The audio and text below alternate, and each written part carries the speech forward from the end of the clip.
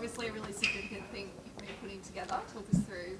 Yeah, it is. Obviously, we had a meeting then, and there's quite a lot of stuff in there that's obviously meant a lot to the playing group and the coaching staff. And there's a few things in there that I don't really want to touch on because it's quite private to the playing group. And yeah, there's quite a bit in there that means a lot to a lot of people in a deeper meaning. So it's great to come back to the club, see the cup again, see everyone again, and yeah, pretty much get back into it. So it's been great. Who was it sort of led from? Was it coaches, players, whole club? Yeah, pretty much the whole club. But yeah, the main person that had the biggest role in it was probably Fly. Yeah, the amount of stuff in there is probably led by him, and to have him leading the group and to get this far in such a short period of time while being at the club, yeah, it's a credit to him, and I'm looking forward to next year and see what we can do. Is this also a bit of a way of ruling off 2023, starting 2024, and the hunt for whatever else comes? Absolutely, we're hungrier than ever, and I feel like we've got a group that's ready to attack 2024. And the first couple of weeks have been tough, but you can clearly see that everyone's putting the work in the off season. We're here to get better. Yes, we want to celebrate the 2023 Premiership, but there's got to be a time where you move on and get ready for 2024. And I feel like this group's done that really well. Fly's been big on his themes. You can see like the steps and everything that you went through last year. Did you come back with a theme in mind for this year to make sure you're at the top of your game? He hasn't of yet, but as most of you know, he went away to Boston and did some stuff over there. So no doubt, come 2024, he'll have a theme in place. So I'm looking forward to that. I love listening to Fly and everything he has to say. So yeah, time will tell what that is. I know you said that there's quite a lot of private things in there, but is there anything that you can give us a little insight into what's gone in?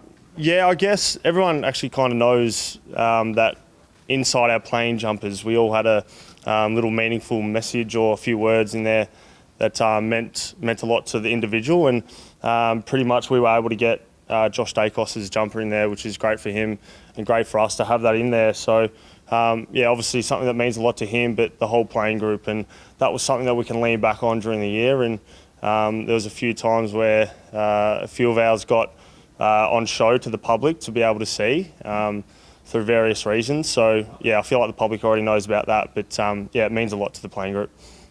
You give us an update on your shoulder and how you're tracking, and I guess where the timeline's at in the readiness for round one?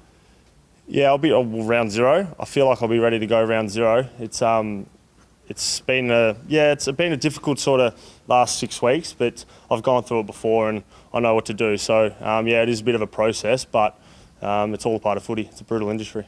Is it frustrating for you? I see you're training trying to catch balls with one hand and all that sort of stuff. Are you getting annoyed by that? I am. I'm trying to make a statement by getting out there earlier, but I don't want to push the limits. I'm just trying to get involved. I hate sitting on the sidelines, and yeah, I'm sick of the bike. So I might have to chuck the bike out and get out there and train as soon as I can, because yeah, I'm missing training. What did you have to deal with at the end of the season that sort of forced you into surgery? What was it like getting through with that? Yeah, it was tough because I have really loose shoulders. So the whole sort of last half of the season, I kept having episodes with my right shoulder, and I got to work during the week, but no amount of work was going to fix them. So I got into surgery, got them fixed, got the right one fixed, and now it's actually feeling pretty good. I just got to get some strength back into it, and I'll be right.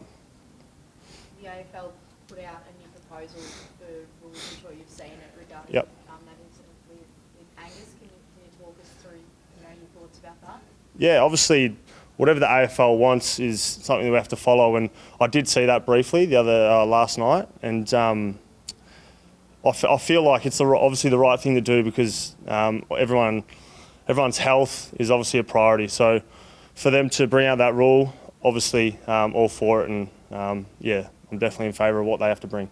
Knowing what you know now with that rule, would you go for a smother like that if it was the same circumstance, or will you have to maybe reprogram your brain as to how you approach certain circumstances? Well, now, yeah, obviously with the new rules, you have to sort of reprogram what you're going to do, don't you? So yes, it's a footy act, but the AFL can make rules and you just got to follow them. You can't argue with them. So it is what it is. We just got to move on and play footy. Do you think that's going to be tough for you at all to reprogram that bit of your brain to do things a little bit differently? Or do you think No, I don't think so. I feel like the coaches will get to work and we'll get to work. It's a football act, but we got to adjust, and we've had to adjust to a lot of rules over the years. So we'll be fine. Do you think football acts are in danger of being taken out of the game at all if these rule changes keep coming given the smother was a football act, as you say. Hang on, what was that again? As in, other football acts could be removed. For example, people say you could get suspended for taking a spec if you need someone in head. Do you think we're in danger of taking away some parts of our game? Whoa, that's a bit out of my league. I'll leave that to the AFL. Mate. We heard you on a podcast recently talking about Gus. Can you just take us through? You still in contact with him? I know you're friends from way back, but any recent contact and how he's tracking? Yeah, about a month or two ago, I reached out just to see how he's going, check in. But yeah, I think we're on good terms now. So yeah, we've moved on from that, and it'll be interesting to sort of see what happens in 2024.